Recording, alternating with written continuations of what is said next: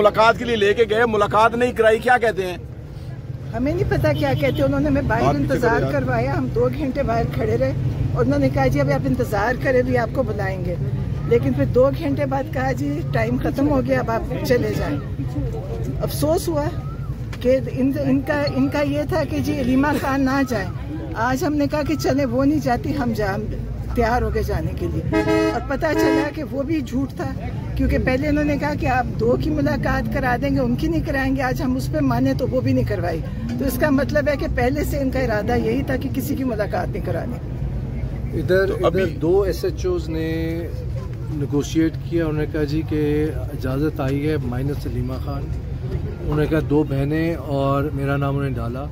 हम वहाँ गए, 2 घंटे उन्होंने वेट कराया और अभी आके उन्होंने कहा जी कि अंदर से इजाज़त नहीं आ रही है आप लोगों को। तो फिर अभी आपने क्या सोचा कासिम भाई, क्या आप यहीं बैठेंगे? अभी हम बैठते हैं, देखते हैं, बैठ के डिस्कस करते हैं, अभी अब सोचते हैं।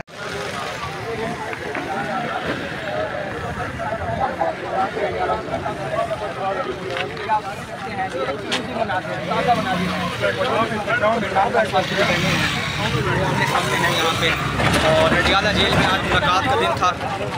ये देख रहे हैं आप, ये एक्सक्लूसिव मनाजिर हैं, ये ताज़ा मनाजिर। मैडम बताइएगा, इजाज़त मिली है नहीं मिली? आप पैदल मार्च कर रहे हैं। इन्होंने कोई बैकअप बुलाया, पुलिस का अभी तक आई नहीं है इनकी, तो इन्होंने बुलाई है पुलिस। तो आज आपने पैदल वॉक करते हुए जा रहे हैं डेला की जलफ, कैसा लग रहा है आपको? नहीं, वहाँ तक चले जाएंगे जब तक वो पुलिस और नहीं आती। इन्होंने मुका लिया और वहाँ से आप 33100 9296 0747। तीसरी दफ़ा वो मौक़िफ़ दे चुके। हम बड़े क्लियर हैं कि माइन एंड मिनरल बिल जो है, जब तक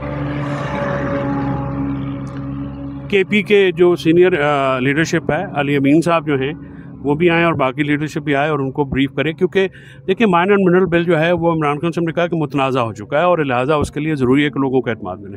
क्योंकि कोई भी मुतनाज़ा जो होगी मामलात, उस पर जो है वो मामलात गड़बड़ होंगे।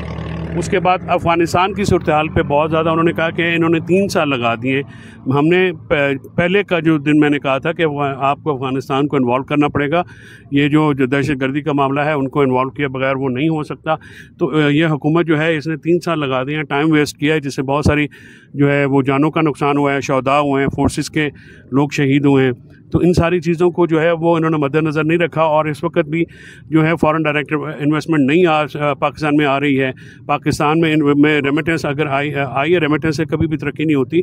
और फॉरेन डायरेक्ट इन्वेस्टमेंट तब तक नहीं आएगी जब मुल्क में रूल ऑफ लॉ नहीं होगा। मुल्क को बनाना रिपब्लिक जो है बना दिया गया है PTI को क्रश करने के लिए। हर इदारे को, चाहे वो जुडिशरी हो, चाहे वो पुलिस हो, FI हो, हर इदारे को जो है वो ख़त्म कर दिया गया है। तो इन मामलात के ऊपर जो है वो उन्होंने काफ़ी सहर हासिल गुफ्तगू की है। सर, गुज़िश्ता मुलाकात पे आपने बताया था